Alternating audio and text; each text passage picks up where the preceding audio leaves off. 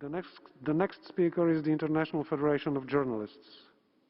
Journalism in Iran has been described as an act of bravery, but increasingly, journalism about Iran, wherever the journalists are based, is an act of bravery. Iran no longer targets only journalists within its own borders. It takes aim across the globe, using a range of intimidatory tactics to attempt to silence journalists. This council has heard before from brave BBC Persian journalists targeted by Iran simply for doing their jobs, such as Rana Rahimpour, who told you in March last year about death threats she was facing. And yet, a year later, the threats continue. In the past 3 months, there's been an alarming further escalation.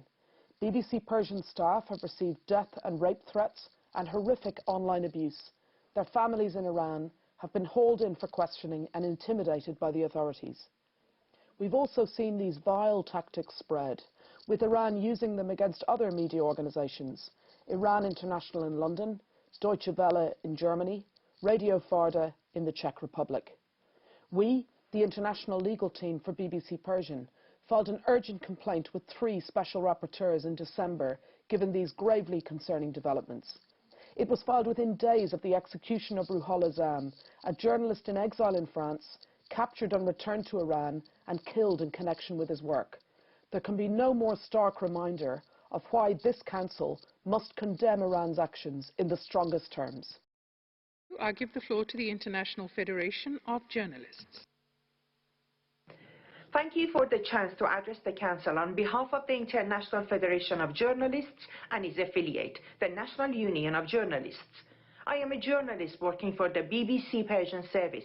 My colleagues in London and our families in Iran are being persecuted by the Iranian authorities because of our work as journalists.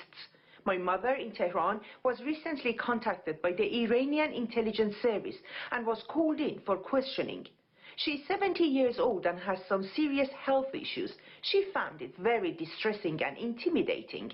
They asked directly about my sisters and their families by name, including their young children. They asked my mother if she wanted me to go back to Iran or not. They said, if I return, they, and I quote, will sort out my problems.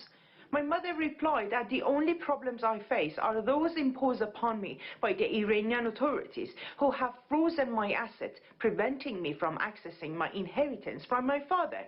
They told her directly that this is her job as a mother to convince me to leave the BBC.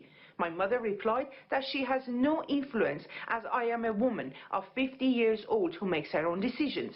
They made clear that they would be in touch again. She was very distressed. This is not just happening to me, it's happening to many of my colleagues. I urge this council to ask Iran to stop persecuting us. Journalism is not a crime. Thank you.